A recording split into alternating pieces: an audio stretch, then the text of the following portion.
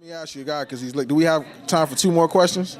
Yeah. All right, go ahead. cool. I mean, I know you're the boss, but you know they want to move you around the way they gotta go. Chicago is a diversified city, right? We pretty much a third white, third black, third Latino, Spanish speaking, and Asians.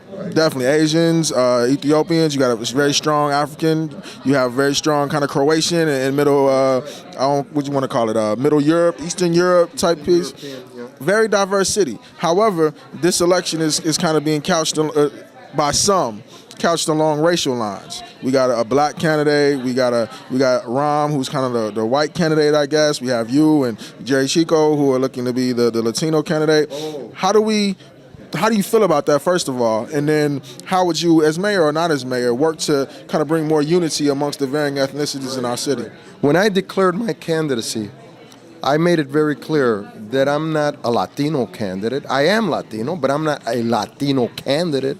I'm a candidate for mayor of Chicago.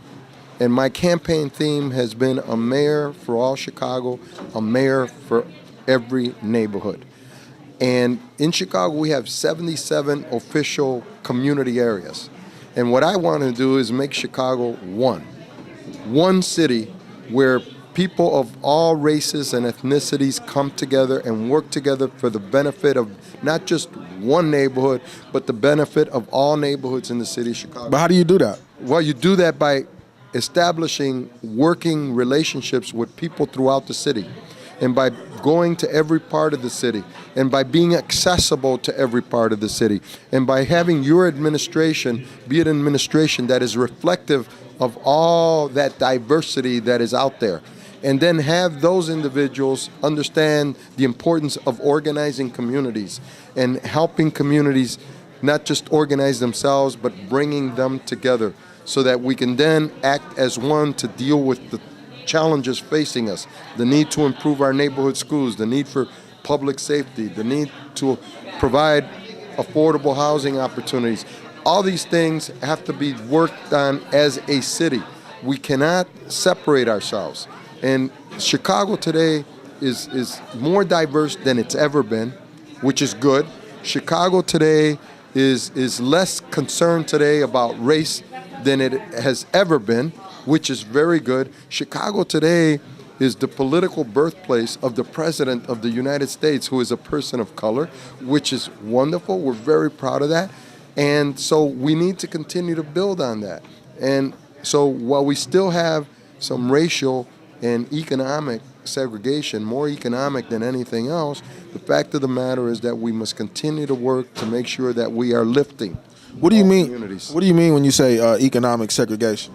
Well, it means that poor folks live in one area, concentrated, and rich folks live in another area, concentrated, and middle-income folks sometimes live in both areas. And so we want to make sure that people have opportunities to live in the neighborhoods. You know, when I was growing up, I lived as a child in the Lincoln Park area. Well, I can't afford to live there today, but that's where I lived when I was a kid.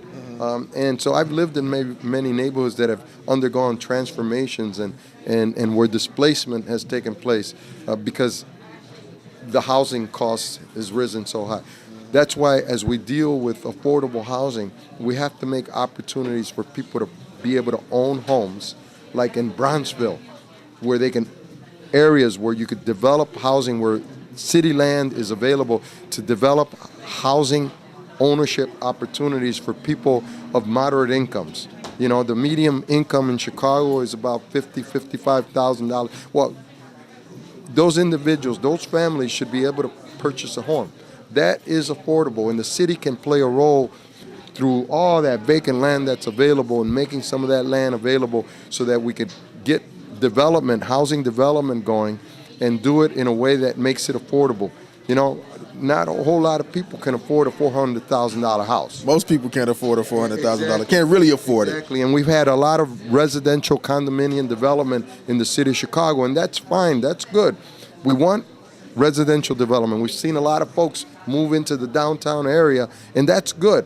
We want a thriving downtown, but we must make sure that we also have affordable housing opportunities for those of moderate income who also want to be owners of homes and who need to be owners of homes in order to bring up their families and provide for their children and be able to build some equity in property that they have. That really is the best thing to do. At the same time that we're ensuring that we're not neglecting the needs of the low-income population, because there is a population and there's a need for homeless shelters. There's a need for making sure that we have housing that is available, rental housing that's available for people, and all those things need to happen in the city of Chicago.